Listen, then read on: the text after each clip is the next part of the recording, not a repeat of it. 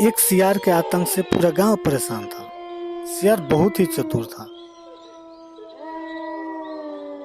वह डेली शाम को गांव में आता था और अगर किसी के भी बकरी या उसके बच्चे बाहर देखता तो उसे उठा ले जाता था और उसे मार के खा जाता था।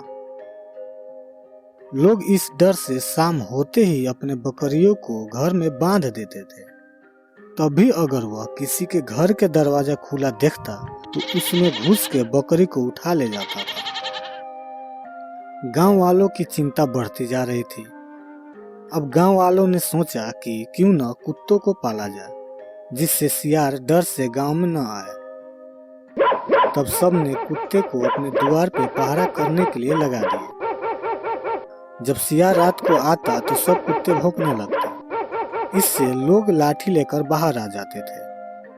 अब सियार के लिए बकरियों को शिकार करना कठिन हो गया। सियार अब सोचा कि गांव वाले अब चालाक हो गए हैं।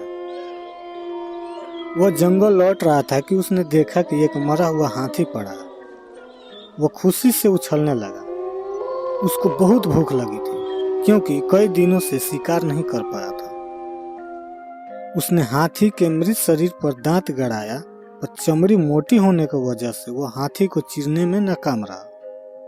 वह कुछ उपाय सोच ही रहा था कि उसे शेर आता हुआ दिखाई दिया। आगे बढ़कर उसने शेर का स्वागत किया और हाथ जोड़कर कहा, स्वामी, आपके लिए ही मैंने इस हाथी को मार रखा है। आप इस हाथी का मांस खाकर मुझ पर उपकार कीजिए। शेर ने कहा, मैं तो किसी के हाथों मारे गए जीव को नहीं खाता हूँ, इसे तुम ही खाओ। सियार मन ही मन खुश तो हुआ, पर उसकी हाथी के चमड़ी को चीरने का समस्या अब भी हल नहीं हुई थी।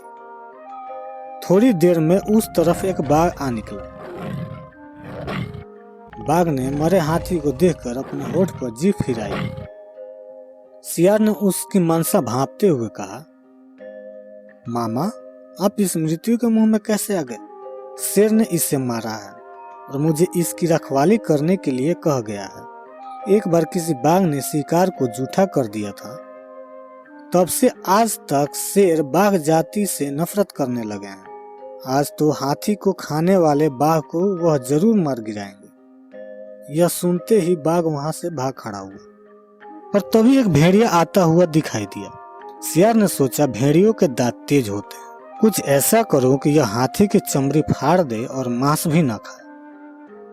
उसने भेड़िया से कहा, प्रिय भांजे, इधर कैसे निकले? कुछ भूखे भी दिखाई पड़ रहे हो। शेर ने इसकी रखवाली मुझे सौंपी है, पर तुम इसमें से कुछ मांस खा सकते हो। मैं जैसे ही शेर को आता हुआ देखूंगा तुम्हें सूचना दे दूंगा, तुम सरपट भाग जाना।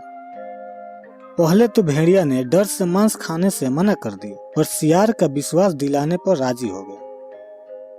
भेड़िया ने पल भर में हाथी की चमड़ी फाड़ दी। जैसे उसने मांस खाना शुरू किया कि दूसरी तरफ देखते हुए सियार ने घबरा कर कहा, भागो भागो, शेर आ रहा है। इतना सुनना था कि भेड़िया सरपट भाग खड़ा हुआ। सियार बहुत खुश हुआ। उसने कई दिन तक उस विशाल जानवर का मांस खाया। सिर्फ अपनी सूझबूझ से छोटे से सियार ने अपने समस्या का हल निकाल लिया। इसलिए कहते हैं कि बुद्धि के प्रयोग से कठिन काम भी संभव हो जाता है।